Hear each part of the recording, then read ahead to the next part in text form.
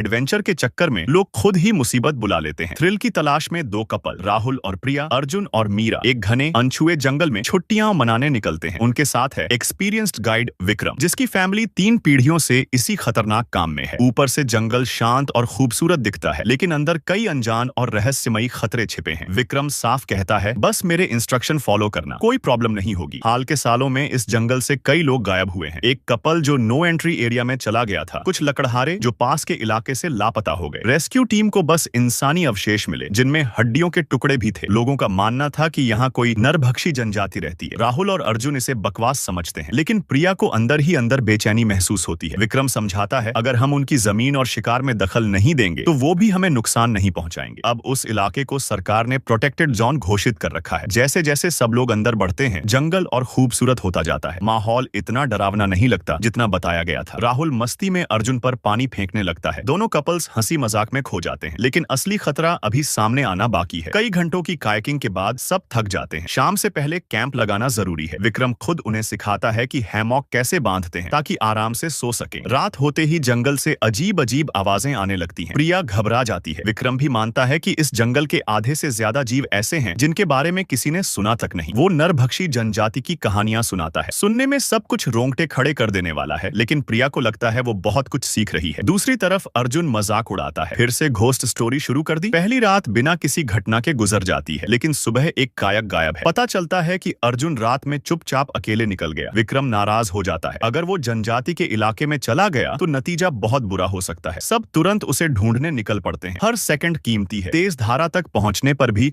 उसका कोई सुराग नहीं मिलता। मीरा कहती है कि वो पहली बार आया है, वो खतरनाक रैपिड्स पार नहीं करेगा। लेकिन दूसरा रास्ता सीधे जनजाति के इलाके में जाता है, जो और भी रिस्की है। बहस के बाद सब मजबूरी में उसी तरफ बढ़ते हैं। कुछ घंटों बाद उन्हें गायब कायक मिल जाती है, फिर लाइफ जैकेट और एक खाली वाटरप्रूफ बैग जिसमें उनके मोबाइल थे। अब सबको समझ आ जाता है कि मामला सीरियस है। विक्रम कायक के पास रुकता है और बाकी 3 लोग अंदर जंगल में उसे खोजने जाते हैं। चारों तरफ अजीब सन्नाटा है। राहुल को ऐसा लगता है जैसे कोई उन्हें देख रहा हो। वो डर के मारे लकड़ी उठा लेता है। उधर विक्रम को भी पास में हलचल सुनाई देती है। हाथ में चाकू लेकर वो आगे बढ़ता है। वहाँ उसे कुछ पुतले दिखते हैं जिन पर आधुनिक कपड़े टंगे हैं, साथ में गहने और कीमती सामान। उसे समझ आ जाता है कि ये किसी तरह का जाल है, लेकिन वो नहीं जानता कि कोई उसे पीछे से देख रहा है। घबराकर वो कायक की तरफ भागता है। जैसे ही निकलने की कोशिश करता है, अचानक हमला होता है और सब खत्म हो जाता है। इधर तीनों को एक गुफा मिलती है। अंदर माहौल बेहद डरावना है। उन्हें अर्जुन मिल जाता है जिंदा। वो हंसते हुए कहता है कि उसे इन कहानियों पर यकीन नहीं था, इसलिए वो अकेले निकल पड़ा। उसे अंदाजा भी नहीं कि गाइड अब जिंदा नहीं है। जब चारों वापस लौटते हैं तो कायक खून से सनी मिलती है। पास ही जलती आग और एक बर्तन देखकर वो सन्न रह जाते हैं। अब उन्हें यकीन हो जाता है कि जनजाति सच में मौजूद है। घबराकर वो भागते हैं, लेकिन रास्ते में एक विशाल सूखा पेड़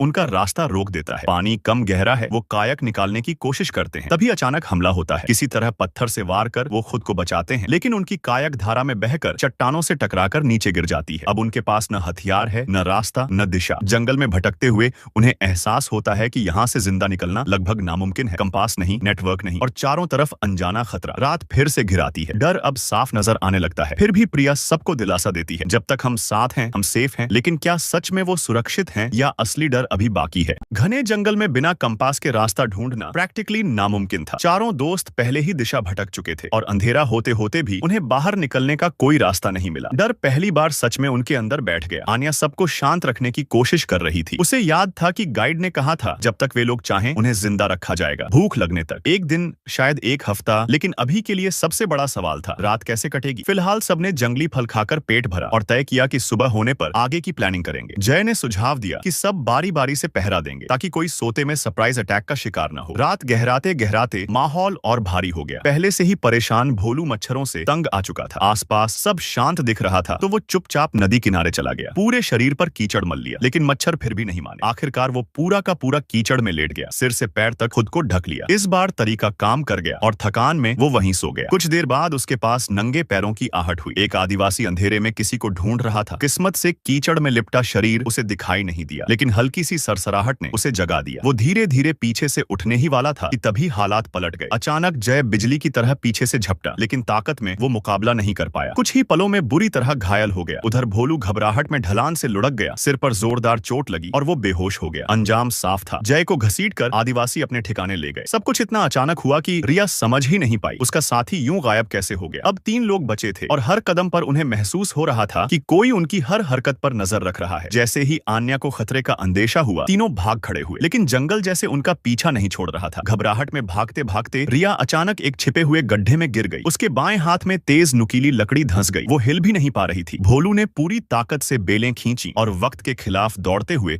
आन्या को नीचे उतारा। बड़ी मुश्किल से दोनों ने मिलकर रिया को बाहर निकाला। सौभाग्य से दुश्मनों को भनक नहीं लगी। वे लगातार नदी के किनारे चलते रहे और आखिरकार नीचे की ओर उन्हें एक पुरानी बहती हुई कश्ती दिख गई। पहली बार लगा कि शायद किस्मत पलट रही है, लेकिन जैसे ही वे गहरे पानी में उतरकर निकलने की तैयारी कर रहे थे, भोलू ठिठक गया। आदिवासी पहले से ही घात लगाए बैठे थे। आन्या ने घबराकर उसे ऊपर आने को कहा, लेकिन उसी पल उसे गाइड की बात याद आई। उन्हें जिंदा रखा जाएगा जब तक भूख न लगे। भोलू ने एक पागल सा फैसला लिया। वो पीछे रह गया ताकि बाकी दोनों को भागने का वक्त मिल सके। कुछ ही पलों में वो जमीन पर गिर चुका था। जो छुट्टियां एक खूबसूरत याद बनने वाली थीं, वो एक दर्दनाक हादसे में बदल चुकी थी। काफी देर बाद बहते बहते उन्हें चट्टानों के ऊपर से लोगों की हंसी सुनाई दी। आन्या की आंखों में उम्मीद चमक उठी। उसने बेहोश रिया को जगाया। अगर वे किसी तरह ऊपर चढ़ जाएं, तो शायद बचाव मिल सकता है। थके हुए शरीर, जख्मी हाथ और टूटती हिम्मत के बावजूद दोनों ने चढ़ाई शुरू की। हर कदम मौत से दूर जाने जैसा था। आखिरकार एक दूसरे का सहारा लेकर वे पहाड़ी की चोटी तक पहुंच गईं। जैसे ही उन्होंने वहां मौजूद पर्यटकों को देखा, कई दिनों से जमा डर